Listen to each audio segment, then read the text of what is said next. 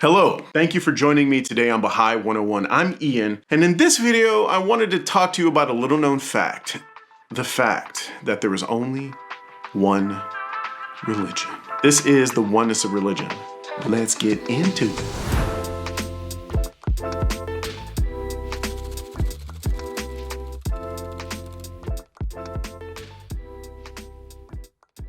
So one religion, really? The claim that there's only one religion has to be patently false, right? Well, there are obviously many religions in the world. Within those faiths, there are massive disagreements on interpretation. Often those religions or sects are at odds with one another, which has led to massive violence and atrocity. Those religions were founded by obviously different prophets at different times, serving different groups of people, and have different texts and laws and teachings.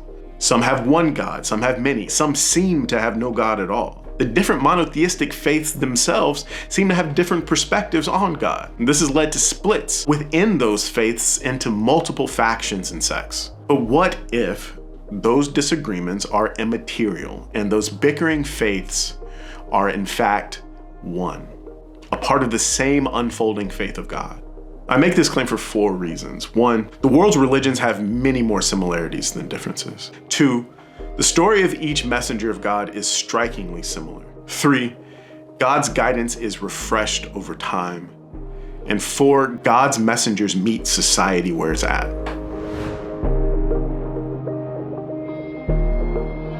If you look at the world's major faiths, you see they have much more in common than not. They each have the same purpose: to educate humanity and provide it the knowledge it needs to create united societies. These major faiths provide us with guidance and teachings that help us understand our place in the world, and each faith provides shockingly similar answers to the great questions of life. Each teaches the importance of spirituality to human life. Each teaches the use of prayer and meditation for spiritual growth. Each one teaches the existence of a higher power. Each teaches some form of an afterlife. Each one teaches the golden rule as the basis of moral action. Do unto others as you would have them do unto you. Each one discourages laziness and sloth and has laws that promote patience, moderation, self-discipline, self-sacrifice, and charity. Each makes murder, theft, and lying illegal. Each faith recognizes the messengers that have come before and that a new messenger will come to humanity again.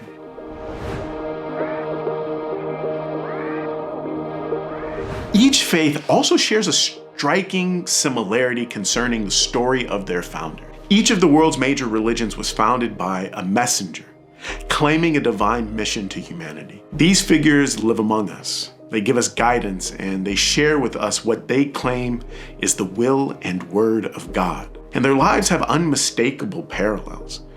They usually have the most minimal education, but possess a wisdom that all around them turn to. They're often a follower of the messenger of God who came before them, and each one anticipates the coming of a messenger after themselves. Each of these messengers is broadly rejected by the people anticipating their coming. Their words are ignored or refuted.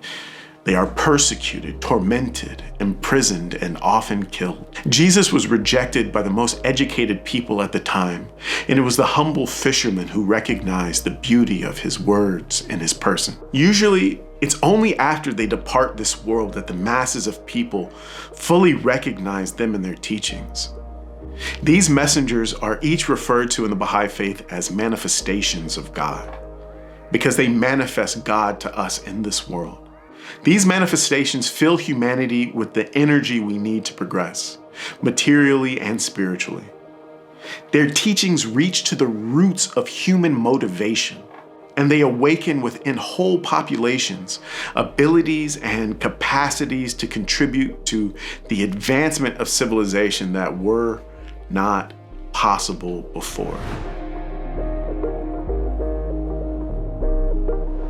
The coming of each of these great messengers is followed by an eruption of spiritual energy that fuels the progress of the societies they serve, and even beyond. For example, Islam appeared, and not only did it lead to a proliferation of Islamic science like medicine, algebra, astronomy, great advances in the quality of life of its people. It also reinvigorated Europe and led to the Renaissance. Baha'u'lláh, the founder of the Baha'i faith, tells us that Abraham, Krishna, Zoroaster, Moses, Buddha, Jesus Christ, Muhammad, and in more recent times, the Bab, the forerunner of the Baha'i faith, and Baha'u'lláh himself were each manifestations of God. They each had distinct personages and missions, but shared a single God-given purpose: to educate the souls of men and refine the character of every living man. Since they are all sent by the same God, have the same purpose, and are a part of the same effort to guide humanity,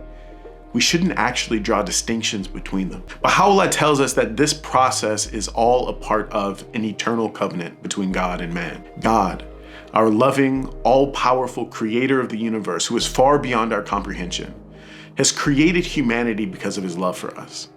And out of this love, God has promised to never leave us alone or without guidance. He sends us these perfect beings who come to humanity from time to time, live among us, guide and educate us, providing all we need to continue the progress of human civilization. Our role in this eternal covenant is to investigate the claims of these messengers with an open mind and heart, detached from the biases of the past and our own ego, and to recognize these manifestations when they come and follow them. The manifestations come, they imbue humanity with a new spirit and guidance for that age, and we see the proliferation of civilization. But over time, as people take this guidance for granted and move away from the teachings of the manifestations, the spirit of that faith diminishes, and we're only left with the outward forms and corrupted institutions of faith. This is when God sends a new manifestation to humanity to revive the religion of God and renew its spirit in order for humanity to progress. This has happened throughout human history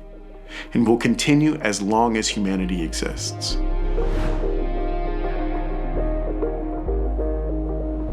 But what about those obvious differences we mentioned earlier between the teachings of the different religions of the world? Let me answer a question with a question. Would a teacher teach a student in first grade the same way they would teach a student in 10th grade? The differences we see in the religions of the world exist because their teachings are relative to the needs of the age and the capacity of the people they were bringing their message to. The manifestations of God are not only educators, they are divine physicians, able to prescribe the appropriate cure for the ills of the world. Referring to his own revelation, Baha'u'lláh wrote, "The all-knowing physician hath his finger on the pulse of mankind.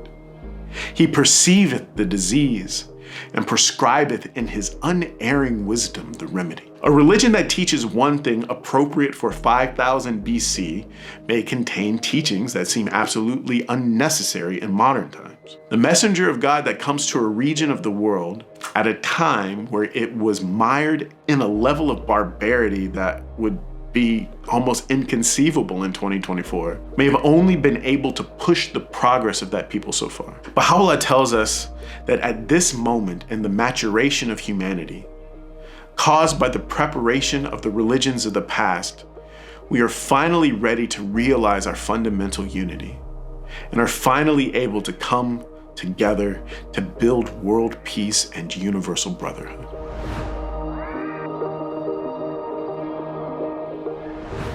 So today in America, many of us have been blessed to be raised according to the teachings of the manifestations of God. And many of us are coming to faith and religion fresh. Baha'is believe that Baha'u'lláh is the most recent manifestation of God, and that his teachings are in perfect harmony with the teachings of all the other manifestations. Baha'u'lláh was born in the modern era in 1817, so we have artifacts from his life, writings in his own pen, firsthand accounts from people who met him. His own son even came to America.